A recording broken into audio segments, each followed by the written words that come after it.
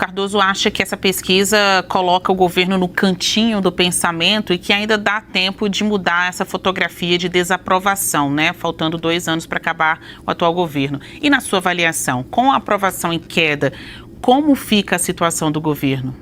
Boa noite. Olá, Basília. Olá, doutor Zé Eduardo. Saudações à nossa audiência.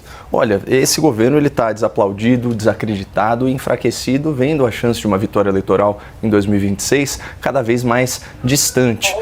A situação aqui é a seguinte: o governo Lula é o governo que mais arrecadou impostos na história. É o governo com a moeda mais desvalorizada entre as grandes economias em 2024.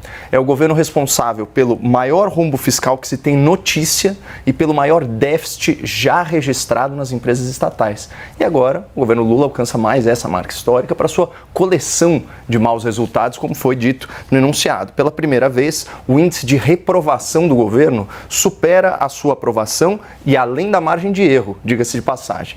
E também, pela primeira vez, o percentual de pessoas que avalia positivamente o governo já é menor que o percentual de eleitores que reelegeu Lula e que reconduziu o PT à cena do crime, para usar aquela expressão consagrada do próprio vice-presidente da República.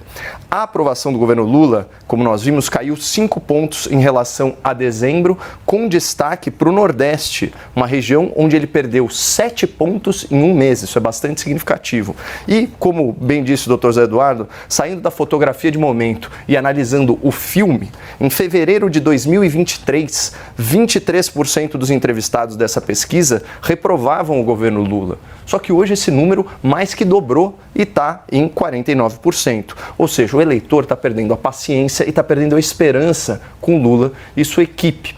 Os entrevistados aqui pelo Instituto Quest responderam espontaneamente quais as principais pautas negativas para o governo. São elas: regulação do PIX, aquela tentativa mal sucedida do governo de aumentar a fiscalização sobre as transações via PIX, que muitos viram como uma medida para potencialmente aumentar ainda mais a arrecadação do governo. Também o descumprimento de promessas e aumento de impostos. É um governo que descumpre promessas de campanha e de governo à torto e à direito, começando pela nomeação de 2 amigos e 2 companheiros do senhor Lula para o STF, coisa que ele garantiu em rede nacional que não faria.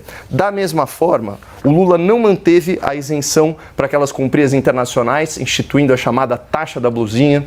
O Lula ainda não isentou do pagamento do imposto de renda as pessoas com receitas até R$5 mil mensais.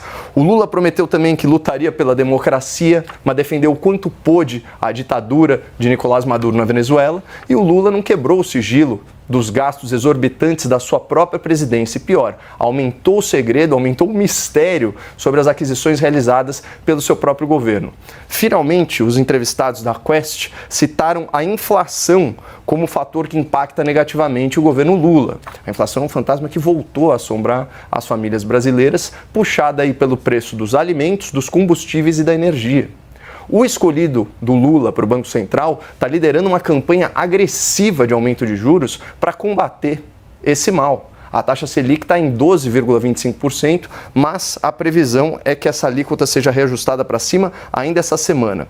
Então, aqui estão mais algumas promessas quebradas do Lula. Juros baixos, dólar em queda e gasolina abrasileirada mais barata. Nada disso aconteceu, como foi alardeado. E para fechar, Basília, falando em falsas promessas relacionadas à inflação, vejam só essa manchete do G1 de 10 de janeiro. Preço da carne sobe 20% em 2024 e tem maior alta em 5 anos. Alguns cortes subiram até 25%. E a picanha, tão citada pelo Lula na campanha eleitoral, também ficou mais cara. Aí, não tem amigo, não tem companheiro, seja no IBGE, seja no STF, que consiga dar aquele jeitinho. Não adianta manipular a estatística, não adianta censurar a rede social, não adianta fingir golpe, nem perseguir a oposição política. Quando a coisa dói no bolso e insulta demais a inteligência do eleitorado, a resposta nas urnas é inescapável.